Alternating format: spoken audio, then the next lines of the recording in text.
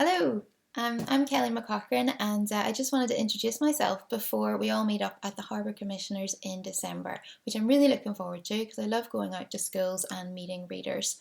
I am a writer from Belfast, and I love writing and reading YA. So this is my novel, Flying Tips for Flightless Birds. This novel was a lot of fun to write because it is set in a circus school.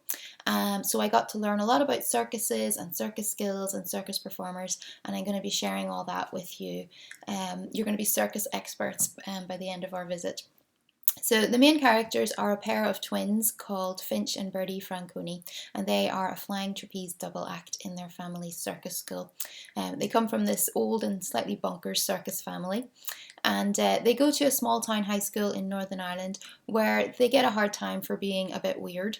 And the boy Finch has things particularly rough because he's also gay and he gets bullied for that. So the book is all about being different and finding your tribe. And I'm going to read you a short extract just to introduce you to Finch and Bertie and their flying trapeze act. We've only ever tried one trick without a safety net.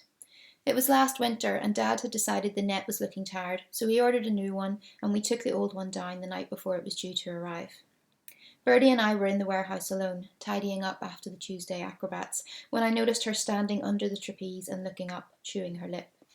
She turned and raised an eyebrow at me. "Dare you," she said. I raised my eyes to the top of the rigging. Without the net hanging halfway between it and the ground, it seemed higher than ever. Mum would murder us. She won't know. Just a simple catch. When was the last time we missed a basic catch? Exactly. We're probably due. Go on, Finch. It'll be me in the air anyway. All you have to do is catch me. Yeah, so it'll be my fault if you pancake. She was already heading for the ladder. It'll be fine, she called, and I followed her, because that's what I do. Before I reached the top, she'd already swung out and landed on the far platform. She sent the bar back to me, I caught it, and we stood facing each other.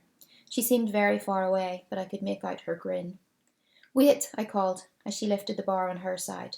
I applied a hefty amount of chalk dust to my hands, which were beginning to sweat like a beginner's. She did the same.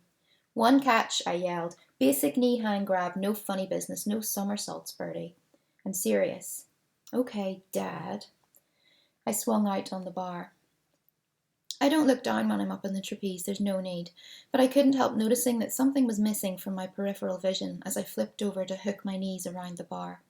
That blurred expanse of white hovering below us was gone, and the concrete floor looked grey and hard and very, very far away. Bertie was swinging faster and faster, hanging by her knees, and we were starting to synchronise. If I had a penny for every time we've done this catch, I'd be loaded, but suddenly it felt like the very first time. My arms felt weak, my hands like boneless dough. I started to second guess the position of my knees, which way my palms should face. I wanted to call it all off, but Bertie was hurtling towards me, stretching out her hands, and this was the one.